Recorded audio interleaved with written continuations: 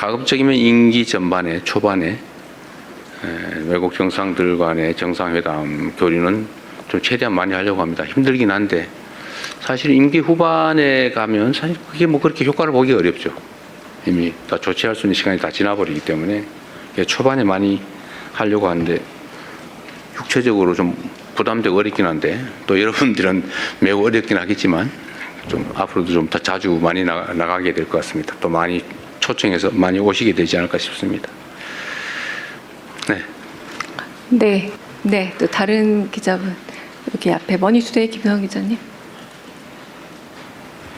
예, 저 머니투데이의 김성원 기자입니다. 순방 고생하셨고 시차 적응을 좀 하고 계신지 모르겠습니다.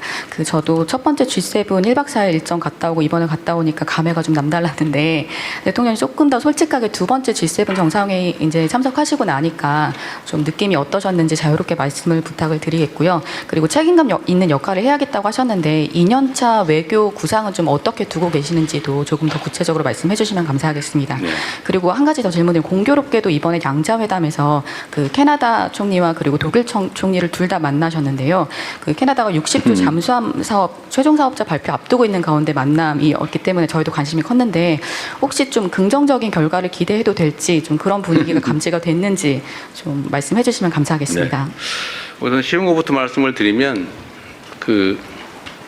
두 총리, 캐나다 총리와 독일 총리는 독일 총리 먼저 만나고 그다음에 캐나다 총리를 만났는데 뭐 그 결과에 대해서 전혀 감을 잡을 수 없었고요. 우리의 종합적인 판단으로는 뭐 상당히 기대를 갖고 있긴 한데 그러나 뭐 낙관하기는 그렇게 뭐 호락호락하지는 않다. 좀 그런 말씀 그렇게 말씀드려야 될 것 같아요. 감을 잡기가 매우 어려운 그런 상황이었습니다. 제가 지금 막 졸리는데 그 시차 때문에 그런 건가요? 여러분도 고생하셨습니다. 제가 순방을 다니면 우리 동행하는 언론인 분들한테 참 미안하다는 생각이 듭니다. 너무 힘들죠, 사실은. 열 몇 시간씩 그 좁은 의자 좌석에 앉아서 쪽잠을 자야 되는데 너무 힘드실 것 같아요. 이번에 또 비용을 엄청나게 많이 냈다고. 돈 없으면 해외 취재도 못 다닐 것 같아요. 그래서 그거는 제가 좀 법률적 검토를 좀 지시를 해놨어요. 제 생각은 어쨌든 우리가 뭐 법률이나 상식상으로 민간의 취재 활동에 대해서 뭐 지원을 해준다고 하는 게 약간 문제가 있다는 지적이 있으니까 그거에 안 하더라도 취재진으로부터 뭐 우리가 부당한 이익을 취할 필요는 없잖아요, 그죠? 그래서 제가 뭔 지시를 했냐면 항공료는 여러분이 안 가시면 빈자리로 가는 거잖아요. 빈자리로 가면 그 항공료만큼 뭐 손해가 나거나 이익이 생기는 게 아니니까 더 타고 가면 혹시 비행기가 무거워져 가지고 항공료가 조금 더 들 수 있나요? 뭐 그런 정도. 그러나 일반 항공료 상당의 아마 비용을 받는 것 같던데요. 그건 내가 보면 부당이득 같아요. 그래서 그 문제를 한번 점검을 해보자. 너무 뭐 수천만 원씩 내면서 어떻게 취재를 합니까?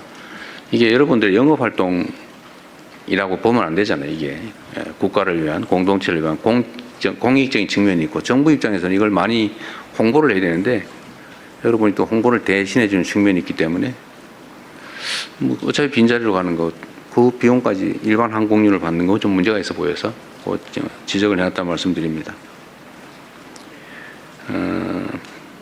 두 번째, 제가 작년에 처음 G7 회의를 갔을 때는 사실 뭐 취임한 지 며칠 되지도 않고 원래는 안 갈까 생각했었죠.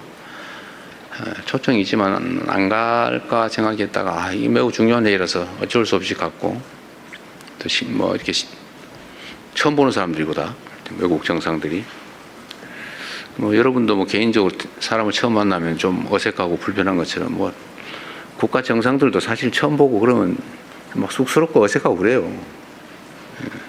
이번에 보니까 우리 일본 총리께서 좀 그러신 것 같아요.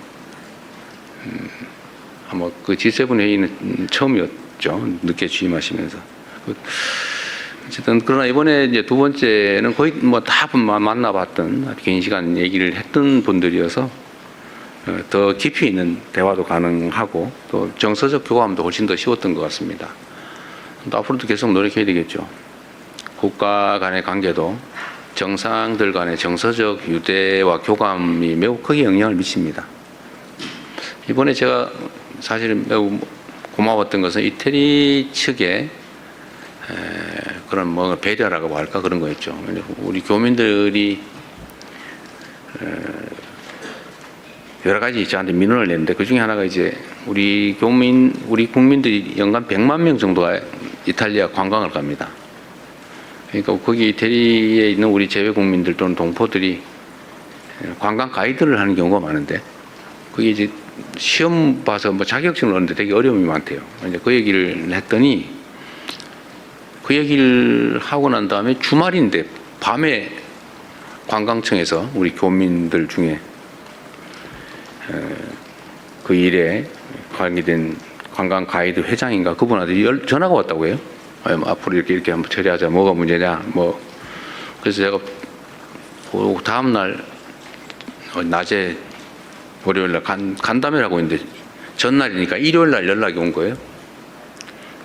정말 각별한 배려를 해준 거죠. 멜로니 총리께서 특별히 배려해서 주말에 이렇게 조치를 해준 겁니다. 매우 감사한 일이죠.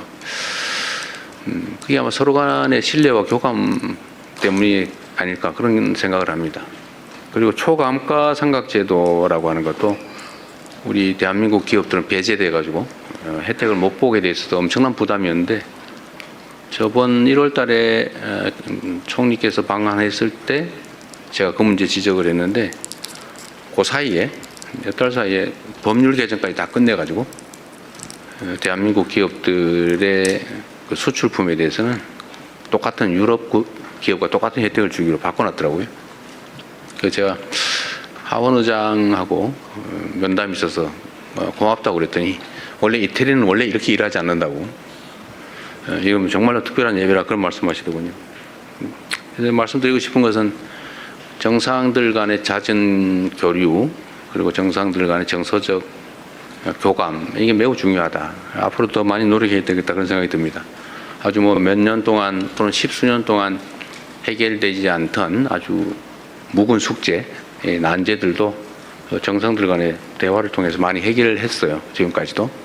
그래서 좀 더 가급적이면 임기 전반에 초반에 외국 정상들 간의 정상회담 교류는 좀 최대한 많이 하려고 합니다. 힘들긴 한데 사실 임기 후반에 가면 사실 그게 뭐 그렇게 효과를 보기 어렵죠. 이미 다 조치할 수 있는 시간이 다 지나버리기 때문에 초반에 많이 하려고 하는데 육체적으로 좀 부담되고 어렵긴 한데 또 여러분들은 매우 어렵긴 하겠지만 좀 앞으로도 좀 더 자주 많이 나가게 될 것 같습니다. 또 많이 초청해서 많이 오시게 되지 않을까 싶습니다. 네. 네.